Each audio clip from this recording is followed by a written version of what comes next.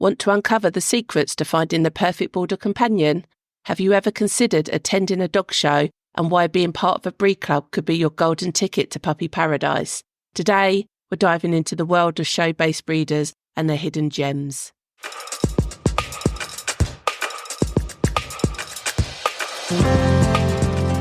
Welcome to the Bulldog Broadcast, the Pure Talk Pedigree podcast. Join me, Sarah Lamont, as we delve beyond the pedigree propaganda and misinformation surrounding the beloved Bulldog breed. Together, we'll uncover the real-life realities of Bulldogs, sharing insights with admirers, owners and breeders worldwide. Hello and welcome. We're going to look at how you can find and pick a decent puppy.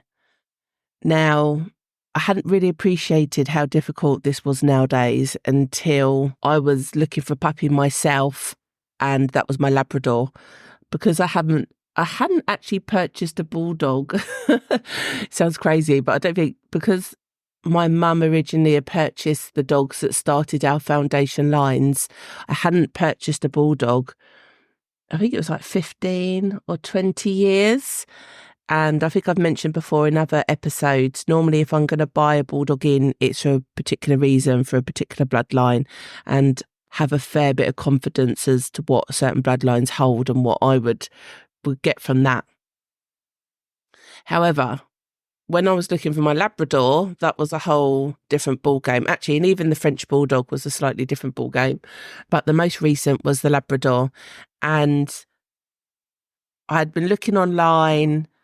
I do know a few Labrador breeders, but I was keen to buy from a Labrador that wasn't from my local area because I wanted to use a local stud dog eventually. So I was actually going to a dog show, talking to a Bulldog person, and that Bulldog, and we were just talking about other breeds. And then I said, one day I'm going to get a Labrador.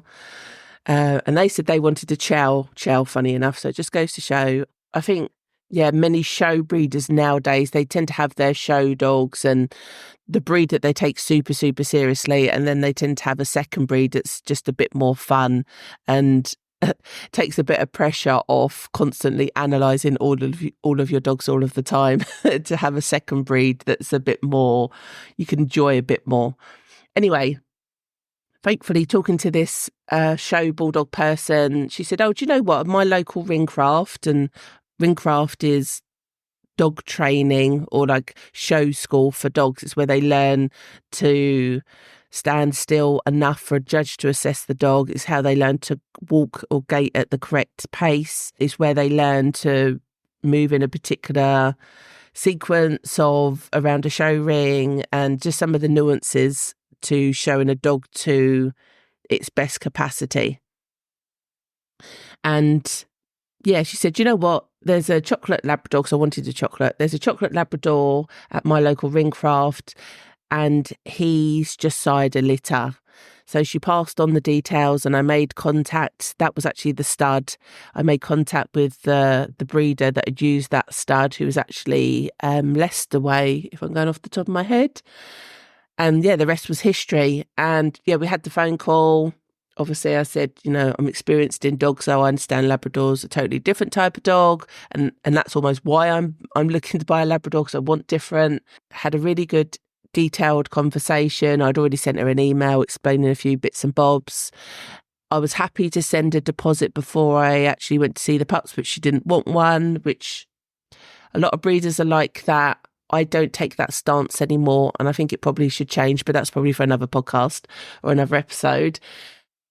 Anyway, went to view the pups at 6 weeks, super happy with them, left my deposit, and then went back at 8 weeks to collect the puppy. And as they say, the rest is history. And Spicy, as I called her, is now, as in Variety is the spice of life, being my first non-bull breed of dog. She, I think she'll be 3 this year. So time has seemed to have gone super fast. It was just good that I found her through recommendation, and I know many an item, product, idea it comes from a friend of a friend, if that makes sense. So the problem you have is if you're not in those circles, how do you get recommended a decent breeder? So let's start at the beginning. first of all, is the Bulldog the right breed for you? So have you done some basic research? And this is more than just what you understand the breed to be or what your interpretation of the breed is from general press. If you have a friend that already has the breed, then maybe dog sitting that breed would be good for you to really understand their little quirks and nuances. Also recommend doing some reading. So there's some great Bulldog books out there. Actually, I'll put those in the show links of the breed books I recommend people to read as a new person to the breed. And obviously this podcast, so you're in the right place because there's tons of episodes for you to listen to. So you've already ticked some boxes. However, I strongly, strongly recommend that you attend a dog show, regardless of whether you want a puppy to show or not. Attending a dog show is the easiest place for you to find all the breeders pretty much in your area in one place at one time, and for you to see so many Bulldogs in one place at one time. I have emails come through, people saying, oh, I love your dogs, I'd love to come and visit you. Well, that's all well and good, but A, you're a random stranger coming around my house. And B, if I had that from every single person that wanted a Bulldog puppy, I would spend more time entertaining people than actually walking the dogs. On a one-to-one basis, that sounds like a really logical thing to do, but the practicality, it's just not very practical. So whenever I get those type of inquiries, I always say, yeah, that's sure, like we can meet up, but it's best if I'm at this show that you come along to this show, because not only do you get to see me, you'll get to see all the other dogs that are there as well, have a good conversation with all different types of people. We're just all Bulldog enthusiasts, and then we can go from there. That's why you should probably join your local breed club. So again, in the show notes, I will put a link to the Kennel Club that has a list of all the breed clubs, actually, or maybe even the Bulldog Breed Council, or either or. They have a list of all the breed clubs, and you should find the one that's in your area and ask to join. It'd be, a couple of quid. They're so cheap. It'd be under a tenner, or no more than, I'm sure it's no more than 15 quid. But I would join that breed club. Then you will be sent when their shows are on. You'll basically become part of their distribution contact list. So you'll find out when all their shows are, so you know when to go to whatever village hall or whatever sports centre and go and see everybody. And you don't have to be there all day. You can just pop in for the morning and get on with the rest of your day. But to me, that is the easiest way to get access to the right people to buy a puppy correctly. Otherwise, what can happen is you can go online, you can look at all these adverts, you can look at a fancy design website, but that can sometimes be a facade. It's really easy nowadays. You can use ChatGPT, you can use AI just to write you a blog or write you a introductory paragraph about you and your dogs. It doesn't mean it's true, and it can sound really authentic. You really can't beat meeting somebody face to face and seeing their type of dogs and whether that's the type of Bulldog you're looking for, and starting your relationship from that point onwards. You also need to consider, is the breed right for your lifestyle? I've put down exercise requirements. To be fair, they're minimal compared to some breeds. And obviously, even nowadays, a lot of dog trainers are saying you shouldn't run the legs off of your dog. Like years ago, it was, my dog needs to have two hours a day exercise over the field. Well, I believe nowadays most people would say, no, actually, maybe it should just be an hour.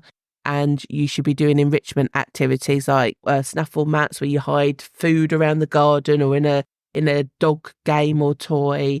You should be using their brain and engaging their brain more, because that actually wears them out rather than wearing out their joints and increasing the chances of joint and hip and elbow issues just because you run them non-stop since they were 8 weeks old. Now, with a Bulldog, that's never going to be the situation. However, they do need regular routine exercise. And if I don't exercise my dogs, I will know about it. They'll start becoming destructive, slightly annoying indoors. Every dog needs exercising. There's no excuse not to take any dog out. With Bulldogs, they are on the lower end of exercise requirements. So it always makes me laugh a little bit when I see people rehoming dogs and they're like, I don't have time for him. Like, oh my gosh, if you can't have a Bulldog, like go and get yourself a teddy. You should never have owned a dog in the first place. Anyway, side note. But My bulldogs are all road walks, so it's not a case of just chucking the dogs in the car, going to the local field, letting them off, chucking a ball, then wearing themselves out and then getting back in and coming back home. They are all road walked. So it's collar and lead, trot round the block, do your little circuit. So even that's different compared to how some breeds and their exercise preferences. Also, for you to understand about diet, sometimes you feel like you become a bit of a nutritionist trying to find out, well, what food is best for your dog. Obviously, I always say take the breeder's advice, and they should always be the first person that you ask before you change something. Then obviously there are vets, and then there are specialists around nowadays. Many of the food companies have nutritionists to advise you. So just don't go by because there's a pretty packet on the shelf or the fact that it's stocked locally. All the food that I order for all my dogs is all mail ordered. And I can't go down the local pet shop to buy any of it. So just be aware of that. So that involves planning and scheduling, basically. And also training and attention. So yeah, you're going to have an extra object in the house that you need to look after. Like I keep saying, bulldogs are different to most breeds. I mean, to be fair, my Labrador, if I don't take her for a walk, she'll come up and she literally nose taps me until I go, oh my God, I'm just going to take you out. It's so annoying. Where a bulldog will never do that. They don't come and pester you if they haven't got something, even like food wise. My Labrador had to change my bin. She'd go and search the bin, search the garden. She's constantly looking for food. Where a bulldog, very rarely do you see super skinny ones. So a bulldog never really looks for food, but then they never say no to food either. Training and general care and attention, yeah, you're going to have maintenance-wise, you might have nose wrinkles, depending on how extreme, excessive the wrinkles are on your dog. You might have nose wrinkles that you need to look after, tail pocket you need to look after. Every dog should be at least brushed once a week. Check ears, anal glands might be a thing that you need to be doing. Trimming nails if nails need to be trimmed, some just general once over stuff. So that always takes a little bit of time. Some of the reasons I've had new owners not expect the bulldog to be how they imagined a bulldog was, and I have two examples. I had one lady who had always lived with working breeds. She had Rotties at the time. And she had a bulldog from me that she ended up returning because she said it was too clingy.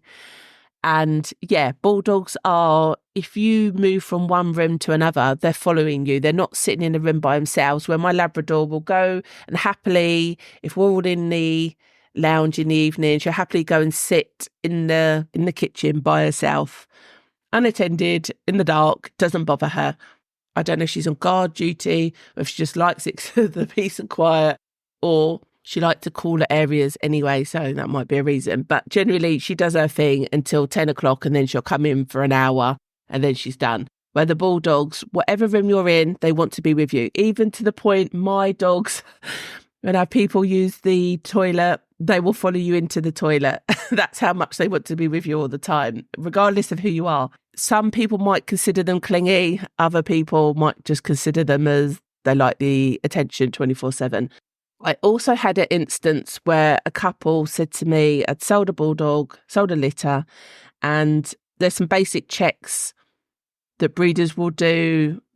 You kind of don't even realise that you do it now, but I always just ring their food bowls but it's an easy way to tell them it's dinner time, so they will come running. But it's also a good way to work out if any have any hearing issues.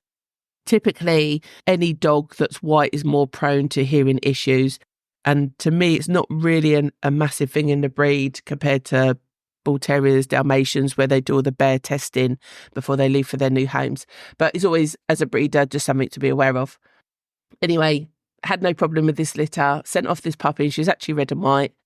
And then a few days later, get a call from the owners. Might have been even a week later. I remember it was just before Christmas. That was the slightly annoying bit. And they said, oh, we think the puppy's deaf. So I thought, well, I didn't suspect that in any way, shape or form. She's not the colour that I'd think that might be the case. I don't even think we'd use an external stud dog. So even in my head, I thought, well, there wasn't any concerns my end. I said, no, that's fine. Bring the puppy back. I shall go and get her hearing tested and then we'll go from there. I had her back just before Christmas. Between Christmas and New Year, I managed to get her hearing tested, because there's not actually that many places that do it. You just can't go to your local vet and get a dog hearing tested. I don't know if they thought I was being a bit shady, but they were like, oh, can we come with you? It's like, well, I'm not going to lie about it. But okay, that's fine. Obviously, you're going to get a report. So they met me there. In we went.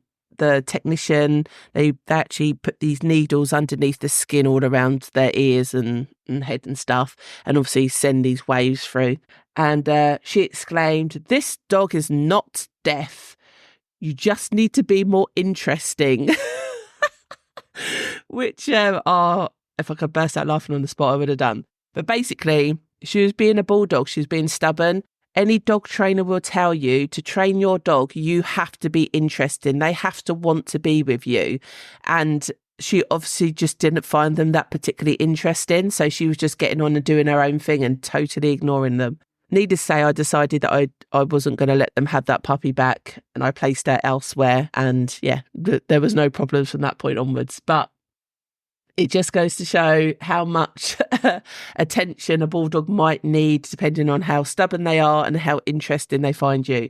So that's a good thing about kids, because kids are always willing to give dogs full-on attention all of the time. And the bulldog is a companion breed. So originally, yeah, they used to bait balls and have a whole fighting background, but that their purpose was changed, and that's why they fall into the utility group. You have different categories of dog, like herding, gun dog, working, toy, and I probably haven't named them all, but utility is what bulldogs are in. And I always think that's just the odds and sods kind of group of dogs that used to have a purpose that no longer exists. So the Dalmatian fall into that category, where they used to be a carriage dog, so they used to walk underneath and protect the carriages. Obviously, carriages don't exist anymore. You wouldn't want them walking underneath a car, so they are now in the utility group. So that's why the variation is so massive in utility group, and why I think it's quite a nice group, to be fair. But yeah, so you need to know the history of the breed and what you're going to get now. What they were designed for and what they are now are two totally different categories, but they are a companion breed. So they do love and thrive on human attention. Once you've decided the breed is right for you, how do you find a good breeder? Like I said, recommendation. You can do some online researching, and you can go on the selling platforms. Now, the selling platforms would be my last port of call, because ultimately what that relies on is you being able to distinguish within a short amount of time whether that's a reputable quality breeder, and that can be quite difficult.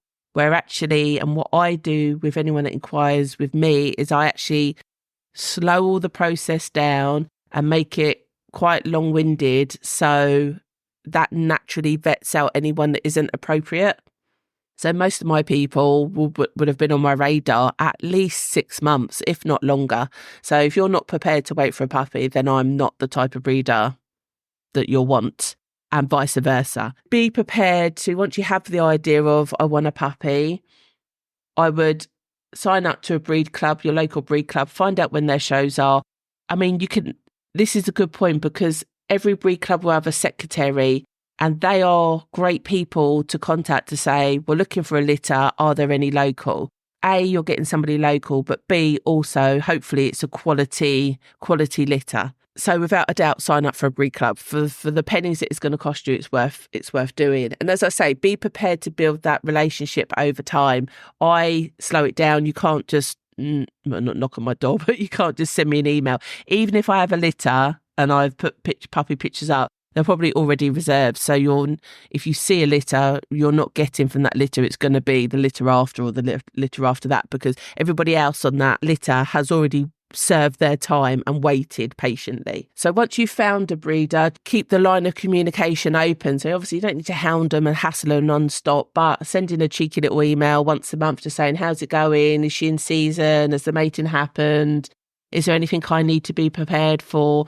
And listen to what they say. There's so many people that you're receiving good advice, but you're just not listening to it. And also, don't let a vet supersede the advice that your breeder is giving you.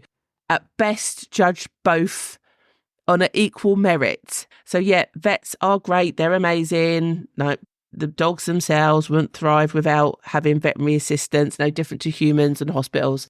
But they're not specialists. So, well, they're not breed specialists. They're medical specialists, but they're not breed specialists. Always, before you ever need to take your dog to the vet, just drop your breeder a line and just say, is this normal? Is this the right thing to be doing? Because most of the time there's many home remedies that you don't actually need to be taking your dog to the vet. And they might just go, no, you just need to do this, this and this. Or they might go, no, that's really quirky. Yet run them down to the vets and let me know how you get on. So please just always just find out, or just ping them a message in a non-accusatory way, just saying, this has happened, I'm not quite sure, what do you think I should do? So please, please, please. And likewise, if you take your dog to the vets and they've come up with some diagnosis and some treatment options, again, go back to your breeder and just double check that they are the right things to be doing. You can get second opinions. So if a vet comes out with something crazy that just feels a bit off, you can always just take them to another vet and get a second opinion as to whether that's the right approach to be taken or not. So just remember that you're paying for the service and you're paying a lot for it, so you can decide what's best for you and your dog. This is also a way for you to wean out the breeders that have experience or not, because if you're asking these people and they don't know, and I'm going to cover the different types of breeders in a different episode, because there's a spectrum and a scale, and yeah, I think you need to be aware of the types. And basically, someone could have like a fully health-tested litter and made all the effort, but if it's their first litter, they're probably not going to be able to support you going forward with some of the inquiries you might have. So you need to be aware of, even though the pup might be bred to a good standard, even the knowledge behind it might not necessarily be the case. And yeah, everyone's got to start somewhere, so that's fine. But as long as you know as a puppy purchaser what you're walking into. Okay, so we've covered about, is the breed right for you? How do you find a good breeder, in my opinion? Then I'm going to move on to securing the puppy. So this is where it's good to have a conversation with the breeder and ask them, like, why have you put this pairing together? Why have you decided to breed this particular dog to this particular bitch? Anyone that's anyone, they will be able to articulate why they've done that. Generally, it should fall into either from a health perspective, or more than one category, but at least from a health perspective, because parents are health tested to a certain standard. It might be, and there's nothing wrong with breeding from a DNA carrier, so they carry something. As long as that dog is put to a clear dog, then none of the puppies will be affected. So they could say, yeah, my female, she carries this, so I've got to make sure that my stud dog is clear on this. Excellent, great. They're avoiding health problems. Amazing. It might be because of temperament. So I've already touched on, I mean, most bulldogs are pretty good. They're pretty resilient. They're pretty tolerant. They're pretty laid back. But excessive shyness, I think, shyness is something that a breed is tainted with a little bit. So they might have gone, do you know what? She's a little bit shy with new people. And we found this stud dog and he's totally bomb-proof. Like, he goes around, the show circuit. He meets all types of people and he's not bothered. Brilliant, amazing. They've assessed what they've got and they can articulate to you why they're improving it. Or it might be for conformation or breed type. So she's, I'm trying to think of some nice things. So they might say, do you know what, she's a bit tight in front, which means she doesn't have the right natural width to her front, or she needs a bit more chest, or she's a little bit nosy, her nose is a little bit too long, she hasn't got the correct lay back, or she hasn't got a good tail, we want a better tail.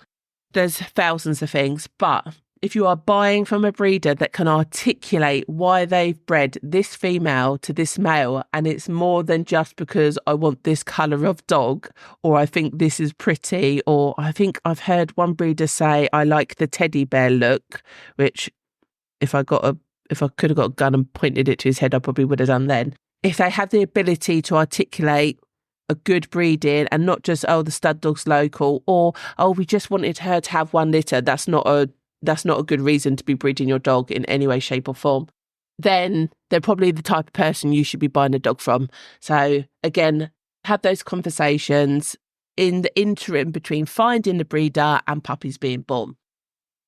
Then also, and this is, I get why people say, can we come round your house? Because basically what you want to do is see what type of environment the dog's living in. Nowadays, you can send you pictures. Obviously, you can get a feel for what their environment's like just by looking in the pictures. But yeah, you want to consider where are the pups being reared? Are they in the house? How are the pups being reared? What's the environment like? Is it clean and tidy? Is it hygienic? Are surfaces wipeable? Floors washable? All that kind of jazz. Have they started any puppy enrichment and socialisation? So literally, are the pups just stuck in their pen as they've grown, or do they actually get them out? Are there toys? Do they play with them? What type of engagement toys are there? Have they started socialising them? Do they have the Hoover on around them, the radio on? Have they ever been in the car? What efforts are they putting in at this stage for when you take that puppy, they've already started them on their socialisation path? And then finally, what advice can they provide in the future? Some breeders might have a WhatsApp group, others a Facebook group, others might just say, just ping me an email whenever you've got a problem or give me a call. Or how do they plan to stay connected to you and offer you support going forward? It shouldn't just end on the day that you pick the puppy up or the day that the puppy's had their final vaccination. It's an ongoing communication. And of course, you might not need them from one year to another, but it would be nice to know that if you were to email them in 3 years' time, that they're going to help you. It's not just, oh no, we bred her female, she's had her litters, we're not doing that anymore, sort yourself out, we don't care. You want somebody that's interested in the litters they produce, how they've grown, because ultimately, and to a degree putting the shoe on the other foot, breeders will have puppy owners come to them going, we're going to send you pictures and we'll keep in contact with you and and tell all the things that you want to hear, and then they drop off the face of the planet and you never see them ever again and you have no idea if that was for a good or a bad reason. And obviously when a breeder puts a combination together, they really want to see what all those puppies look like as adults, because that tells us whether that was a good combination or not. Without knowing what they've grown into, it's impossible for us to know whether we'd repeat that, whether we need to learn from that. And if we kept from the litter, we still only got one or possibly two puppies. We still need to know overall summary, was that a breeding that was worth doing? So it's always good, literally 2-3 years late, just to let you know, this is what he's looking like. We're happy with him. We've had these ailments, or we've had this, or we haven't had anything. We're super pleased. One thing that I'm going to start doing for my puppy owners, that I'm going to start sending out an email once a year as a little bit of a health audit to say how they're getting on, have they had any issues, how did you treat them, blah, blah, blah, blah, because it's the only way of me knowing and proactively staying in contact with those people. Once you're so many generations in, your memory only lasts so long. So I'm quite good at keeping a spreadsheet and a database, but I'm upping some of the information that I store on there because I can't solidly rely on my memory anymore. Just how proactive are they and how keen are they to hear from you in the future? And then finally, how do you pick the right puppy? I would always be guided by your breeder, because different dogs will have different temperaments. For instance, if you live in a busy household, say you've got 3 kids and you're in and out, you're doing sports and that kind of thing, to have a bulldog puppy that's slightly shy and quieter, that might be quite stressful for a puppy to be in that environment. Where if you've got one that's bold as brass, quite confident, the breeder will be able to tell and place the right temperament in the right home. Obviously, it's only the beginning of, you still need to nurture that once the puppy's in your home. But I'd always be guided by the breeder knowing the different temperament types that they've got and matching that to your lifestyle. However, if there are elements that you should be looking out for to pick a puppy and you literally haven't got a clue, you think all bulldogs are beautiful and super wrinkly and all the rest of it, the things I would say to you would be, pick the puppy with the longest neck. The perception is bulldogs can't breathe or the rest of it, or they have breathing problems. Then by picking the puppy with the longest neck, hopefully you're going to steer yourself away from those type of issues, because generally breathing problems come with shortened necks, excess skin around the neck, the nose, nostrils, the nostrils that keep closing up. So there's some basic checks that you can look out for when you're picking a puppy. Now you're going to say to me, well, I don't know what a long neck is and a short neck is. Well, literally, put your fingers down the side of that puppy's neck, and is it 3 fingers or is it 2 fingers? And you'll find if you do it to all the puppies, they will have different lengths of neck. One will be 2 fingers, one will be 3 fingers, one might even be 4 fingers. That's a little tip I would give to you. Pick a long neck. Also, look at nostrils and how open or not are their nostrils.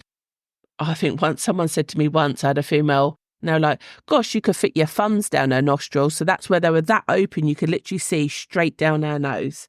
Again, with bulldogs, there's a thing called stenosis, and when they breathe in, their nostrils can close up, which obviously is going to restrict their airways. And it happens on all dogs, but the shape of their head and their nose is more apparent on bulldogs. So I would pick the dog with the biggest nostrils. Whatever one you can see down them, they're not all closed up and they're not tight, pick that one. Also, I'd pick the dog with the least wrinkles. And I know some breeders, they're boasting about how many wrinkles they've got, and that's not good. That's an excessive extremity that shouldn't be encouraged. You should never have a nose roll that hangs over the nose. Now, as a puppy, you might see that.